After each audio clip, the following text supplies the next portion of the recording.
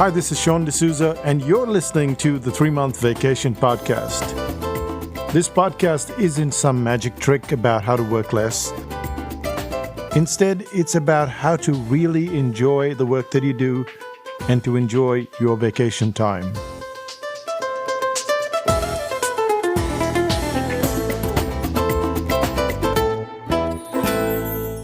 Hi, this is Sean, and you're listening to the 3-Month Vacation. And we're doing part 2 of just why we need smaller lists rather than this huge list that most of us are gunning for.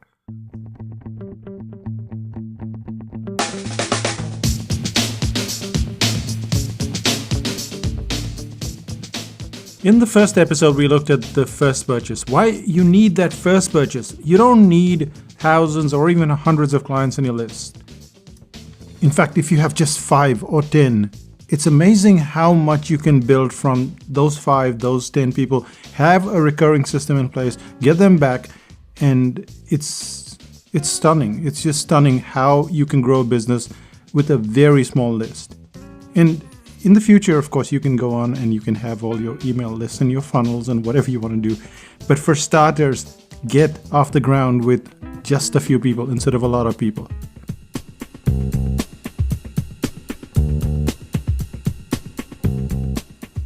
Now, the second thing that we covered was the sequence, and we talked about how Psychotactics has a sequence. You go from subscriber to brain audit to 5000 BC, and you go down that sequence. However, you don't exactly stop there, because if you take any of the products, say you take a product like the article writing course, well, that has its own individual sequence as well.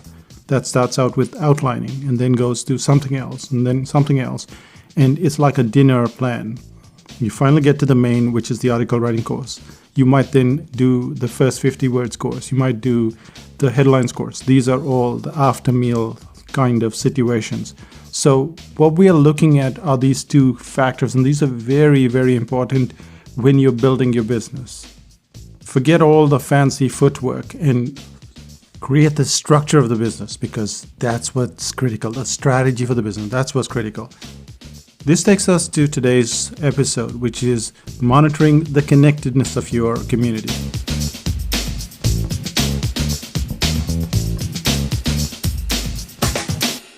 When clients join, you automatically assume that they're going to be there for a long time, but they leave. And the reason why they leave is often put down to price. It's put down to a whole bunch of stuff like the wrong content, etc. But it's not true.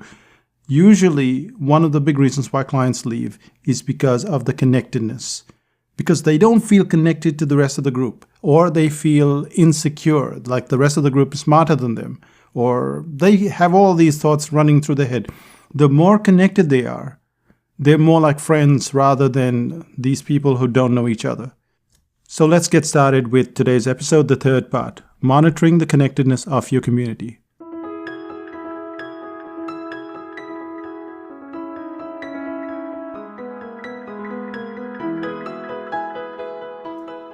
What makes a society feasible? No doubt a lot of elements go into making of a society, but 2 of the key components are the rest of the people a lot like me, or are they completely different from me? Now, when you look at our lists at Psychotactics, they are very small in comparison with others in our field. Our list now hovers around 25,000 people, and probably about 5,000 people open their email. The membership site at 5000 BC has just 600 members. Our workshops allow for just 35 people at a maximum, but often we'll have boutique workshops like the landing page workshop, and will admit only 15 participants. When you consider the size of other lists, and especially those who've been around as long as we have, you'll see that there is a marked difference. They have so much larger lists. They seem to be doing so much more. But how come we're able to do this whole 3-month vacation? How are we able to take weekends? How are we able to run a very profitable business? It's because of our belief in the small list. But there's a greater driving force as well. We have a community, and this community is small enough so that we know what's happening. It's easier to manage. And it wouldn't be an exaggeration to suggest that we've met at least 1/4 of our members in person.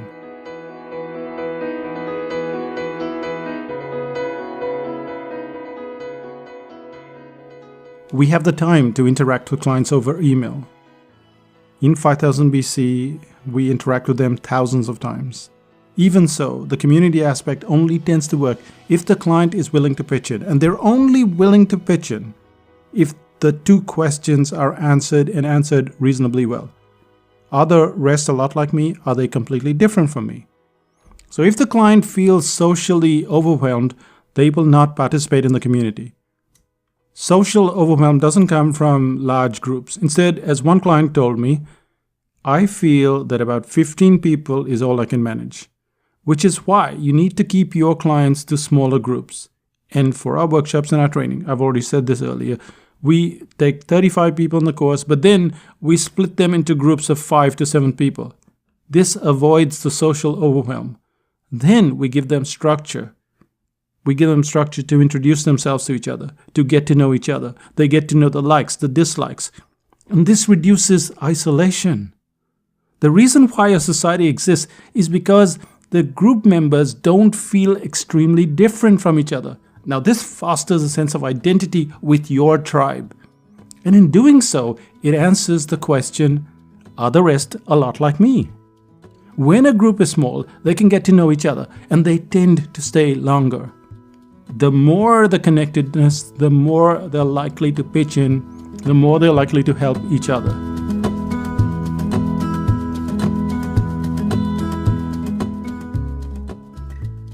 When you're in business online, or you have an offline service, say a clothing firm or a bakery, there's always the chance to get your audience together. Lululemon, the fitness clothing store, for instance, they have yoga classes every weekend. Others, like the lawyers that I worked with, they would have seminars and then they would have cheese and really good wine. And if you're sitting in a land of 64 million sheep, like we are, far away from the rest of the world, you can connect with your audience as we have over the years, through the internet. To make this work in small groups, we've used a ton of methods. And let me explain each one of these methods, but there are several of them. If you're driving or if you're walking, then you might not be able to write this down, but there is a transcript and it's at psychotactics.com/189. So you'll get it there. But here are the methods that we've used. We've used offline meetups, online meetups, courses online, but restricted to groups of 7 people, workshops, taking action forum, cave guides, and chocolate from New Zealand. These are just some of the methods that we've used. Let's start out with the first one, which is offline meetups. The toughest bit about workshops is all of the preparation involved. It's exhilarating for me. I'm an extrovert.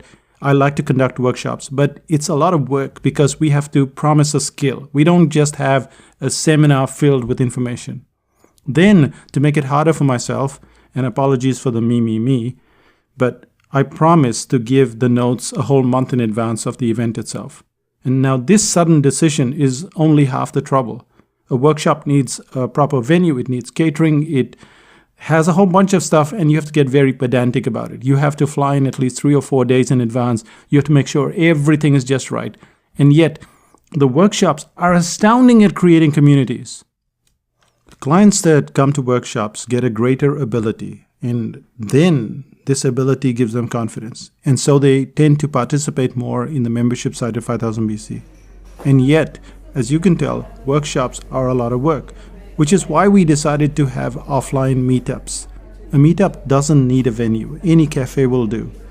However, we go through extra lengths to get a nice venue. We get clients to go in, check out the cafe, do all that bit of legwork. It requires no notes, this meetup. It requires little or no planning. And I can sleep well the night before. Now, there's a difference between a workshop and a meetup, but even so, it gets a much better result than doing nothing.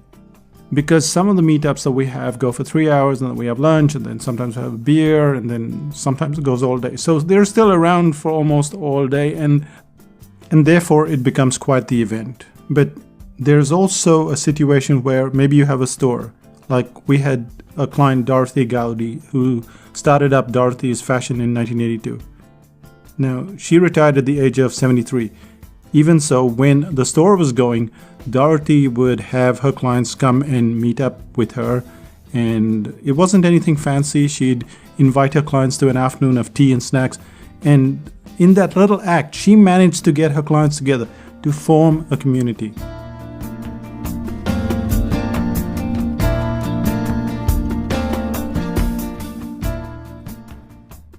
One of the best ways to get clients together is to have an offline meetup. Yet, your clients may not be local, in which case, online meetups are what's needed for sure. So what we've covered so far are workshops and offline meetups, but online meetups. We live in New Zealand, and yet we travel the world. So it's relatively possible to have meetups from time to time. However, the offline meetups were so well received that it made perfect sense to take the concept online. That way, we could have clients from different countries and from different time zones getting to know each other. Think of a meetup pretty much like a webinar, especially since you're going to be using webinar software anyway. Getting clients together to just talk to each other and to interact with you. It's totally different from meeting over beer and coffee, but there is no reason why it can't be fun. Some clients will not turn on their video, some will not show up on audio either, but my guess is that almost everyone will say hello, at least on chat. And to straddle East and West, we've had to have 2 separate time zones. We've had these meetups and they've been amazing. The attendance has been very high. People have enjoyed themselves. They've asked 2 questions. I've stuck around for an hour and a half in each of the meetup, and it was fabulous. And it creates a community. So really what you're looking at is how do you create a community? Sure, you go out there, sure you have a small list, but now that you have the small list, keep them together. This takes us to another section, and this is courses online. Now we're getting a little more sophisticated. You've got all the easy bits like the meetups offline, the meetups online, but courses online. At some stage you will get there, so you need to know this stuff.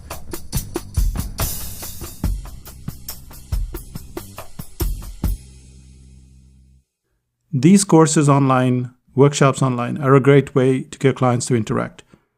They start off with a group of anywhere between 25 to 35 people, but they're in groups of no larger than 7. So why 7?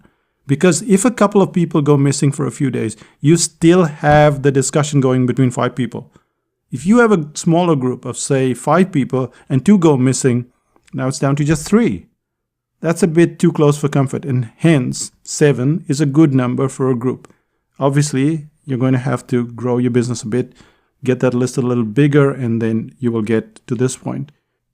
So far, we've covered offline meetups, online meetups, courses online, workshops.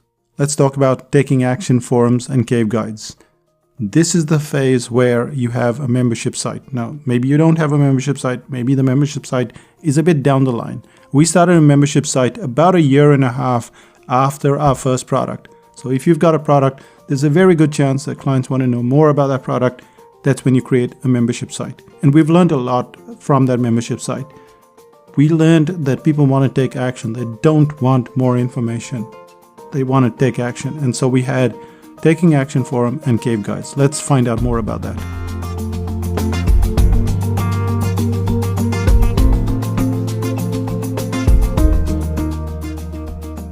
One of the big reasons for joining a membership site like 5000 BC is to get a consistent level of progress, or in many cases, just to be heard and to have someone to hear you in return.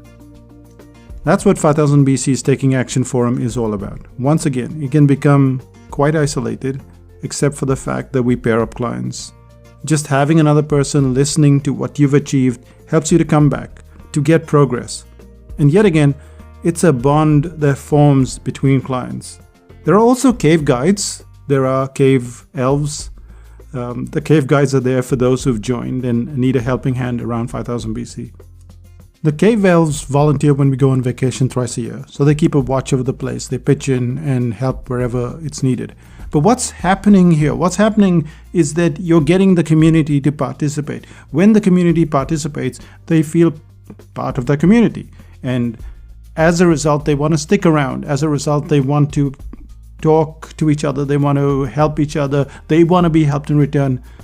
This is it. This is how a business runs.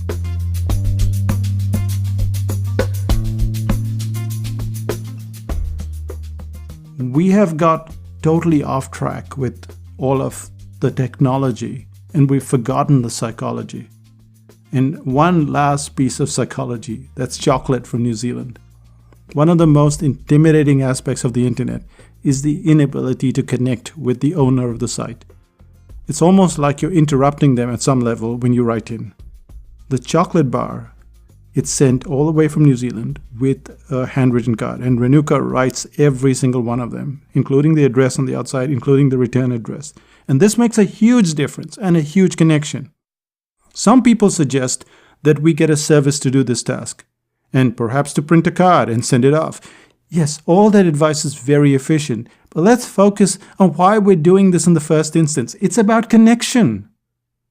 The moment the client gets a chocolate bar, they usually write in. Clients send photos of their family, and of course the chocolate bar, that's often just the wrapper. You may sit around, you may drool at the thought of big groups. In reality, it's just that the grass looks a lot greener on the other side. You can run a perfectly profitable and very sustainable business. You get to stay close to your family, you get to travel when you need to, you have loads of downtime, and you run a business that's not you chasing your tail. Best of all, you don't need a big group at all. You grow your audience organically, you grow it systematically. Most of all, it's about fishing at your feet first. Keep the clients that you have, and they will help you grow as they grow as well. And that's pretty much it. It's time for a summary.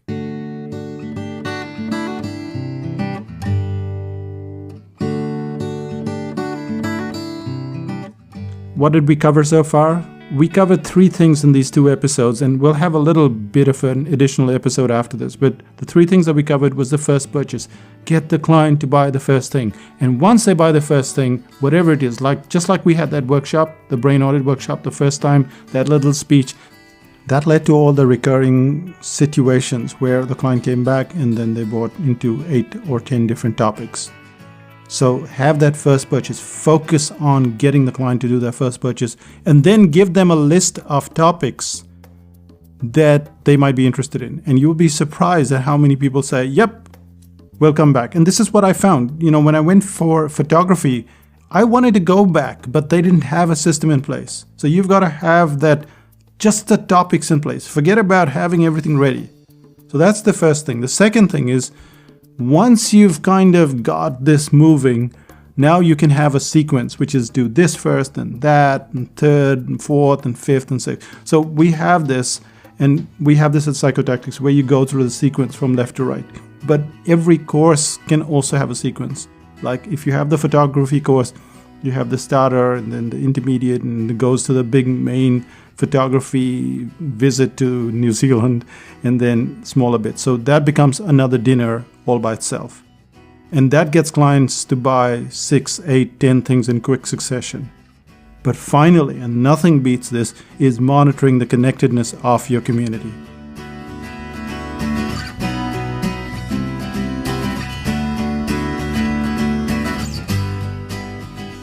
When you have those online workshops, offline workshops, online meetups, offline meetups, when you send them chocolate, when you get them to participate, now you've got the client, and now you're keeping the client. And this is very crucial. This is what clients want. This is what you want. You don't really want a big list. You want a successful business and a business that keeps you happy, and you want a good life, and that's it. And this is what promises that good life.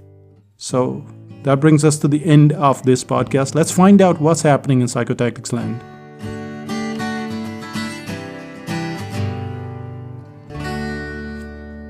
So what's happening in Psychotactics land? Well, the Da Vinci cartooning course will start up shortly, and we'll give you more details. But a lot of people, they say, I can't draw, and we know that's not true because we've had hundreds of people now who have gone through this course and who have become very good cartoonists. Many of them have published their own books. Of course, it's self-publishing, but they've published their own books.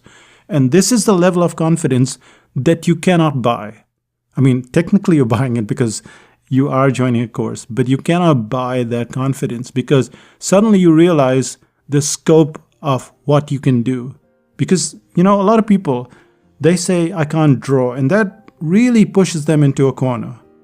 But once you can draw, you think, well, what else can I do? Can I cook? Can I dance? What else can I do? This experience of the Da Vinci course really changes the way you look at talent, really changes the way you look at skill, and you realize that you don't need all these 10,000 hours that everybody talks about. That with the right teacher, with the right system, and the right group, that's what makes all the difference.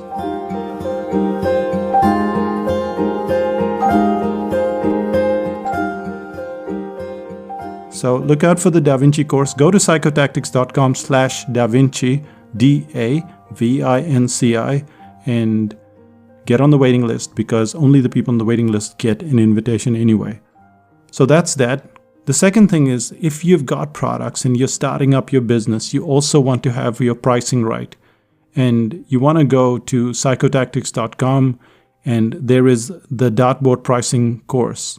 Now, this is a series of 3 books that take you through the pricing and why you need to have a pricing strategy in place. Even when you're starting out, even when you've just got 4 or 5 clients, you need to know how to sell them the regular and the premium. And they tend to buy the premium, like on our website, 98-99% of the time. In fact, almost all the time. If you're getting it wrong, it's because you're following this 3 system, which is regular, premium, and super premium. And you're just spending too much time on something like that. Find out why pricing works and what's the psychology behind it. So go and get yourself a copy of Dartboard Pricing. And yes, join us in 5000 BC. Why? Because even as you're doing stuff, you're getting stuck somewhere along the way. Maybe you start doing pricing, maybe you start doing strategy, maybe something goes wrong somewhere, or maybe you need your website critiqued. Well, that's 5000 BC for you. So we have the community, and I'm there all the time, except when I'm on my 3-month vacation. That's me, Sean. This is the saying bye for now, and we'll see you in 5000 BC.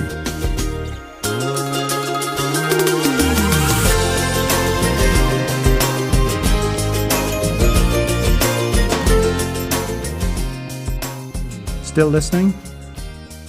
This idea of meetups was really Renuka's idea. And the reason was I always wanted to do a workshop. But workshops really require a lot of time, and most of the time goes in just finding a venue for it, because we're always having it in different cities, and it's very hard to get venues that suit our purposes, because we want to have fun as well at the workshop. Anyway, so she decided, let's have a meetup, and we started that. We started in Sweden, which I told you about, I think. And in Amsterdam, we run into a whole bunch of very happy people. And at this meetup, 2 of them show me their iPad Pros. And I think, well, I've had multiple iPads. I'm not really that excited about the iPad Pro. But when I got back, obviously that had some kind of psychological effect on me. So without really knowing what I was buying into or why I was buying it, I got the iPad Pro. And it completely changed the way I started doing my drawings and my planning and everything else. Because now I've been drawing 50, 60, 70 cartoons a month. And if you look back last year, this time, I wasn't drawing even 1 cartoon a month. We were just banking on all the cartoons I'd done over the years. And I'm having so much fun because I can use that iPad Pro. So this is not a pitch for iPad Pro. It's just telling you that the meetups not only help the clients to communicate with each other, but also for me to learn from them. And it's a great thing. And if we come to your city, you want to come to one of those meetups. Or if you join 5000 BC, we have these meetups as well. And that was my still listening story. How I got my iPad Pro. Bye-bye.